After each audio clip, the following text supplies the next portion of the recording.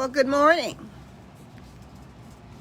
I am here on location in the book gallery.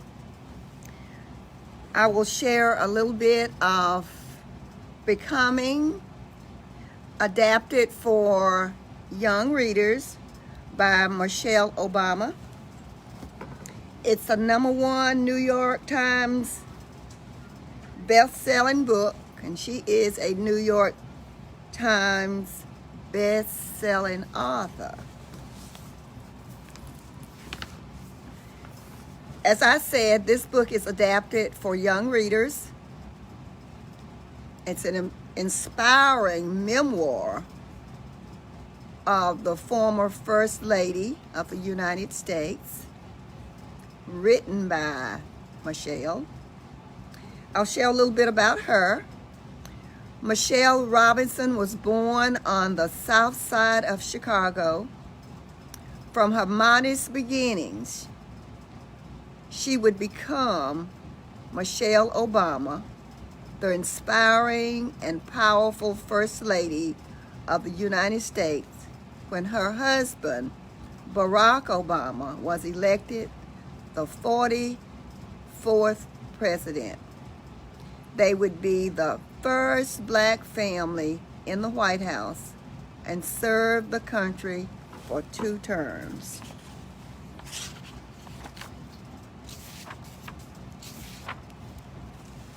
A note to readers.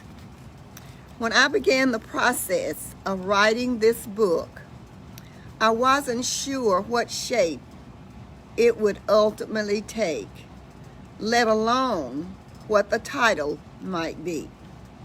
One thing I did know was that I wanted to be honest, and this edition for young readers is no different. Growing up on the south side of Chicago in the 1960s and 70s, my parents, Frazier and Marion Robinson, always kept it straight with me and my brother Craig. They never sugarcoated hard truths or presented their reality as anything other than what it was, because they knew we could handle it. I want to give you all that same respect. So my promise to you is to give you my story in all its messy glory, from the time I struggled on a question in front of my kindergarten class, to my first kiss and the insecurities I felt growing up, to the chaos of a campaign trail and the strange experience of shaking hands with the Queen of England. But I hope you don't get too swept up in the glitz of the White House, because the most meaningful part of my story aren't the ball gowns or state dinners. Instead, they are the little things. The way my grandfather smiled when he put on his favorite album on the record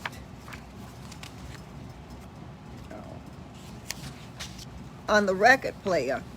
The smell of our house when my mom cleaned it each spring.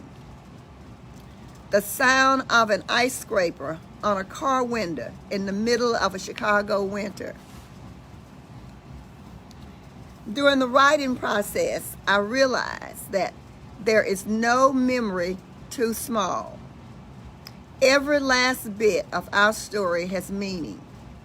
Some memories can bring a twinge of pain, particularly those that happen when we are young.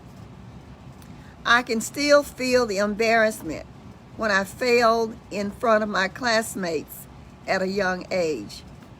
I can still feel the knot in my stomach after someone doubted me. And I still feel the pain and emptiness that came with losing those closest to me. At some point, we all experience the kind of hurt that we can't fix on our own.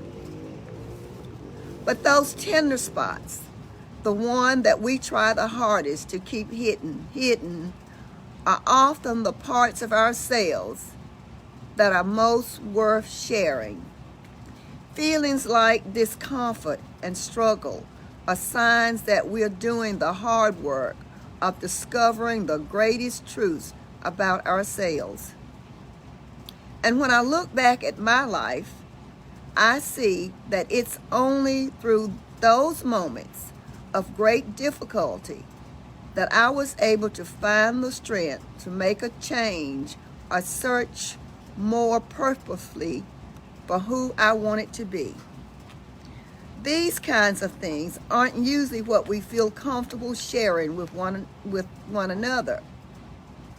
We're usually most concerned with what I like to call our stats, our test scores, our exploits on the sports field, the kind of jeans our family can afford to buy. But truly, what's most important is our story, our whole story, including those moments when we feel a little vulnerable. So often, it's in sharing those parts of our stories that we see the beauty not only in our own journey, but in someone else's. So I hope that as you are reading my story, you'll also think about your own, because it's the most beautiful gift you'll ever have. The bumps and bruises, the joys and triumphs, and bursts of laughter, they are all combined to make you who you are. And who you are is not some static, unchanging thing. It will change every day and every year. And none of us know what shape our lives will ultimately take. That's what becoming is all about. And just like you, I still have a whole lot of becoming left to do too. And that's basically what becoming is about. In her preface, I'll share just a paragraph from her preface. When I was a kid, my dreams were simple. I wanted a dog.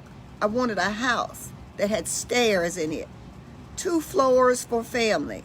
For some reason, I wanted a 4-door station wagon instead of the 2-door Buick that was my dad's pride and joy. I used to tell people that when I grow up, I was going to be a pediatrician. Why? Because I love being around little kids, and I quickly learned that it was a pleasing answer for adults to hear. Oh, a doctor? What a good choice. In those days, I wore pigtails and bossed my older brother around and managed always and no matter what to get A's at school. I was ambitious. Though I didn't know exactly what I was shooting for, now I think it's one of the most useless questions an adult can ask a child. What do you want to be when you grow up? As if at some point you become something, and that's the end.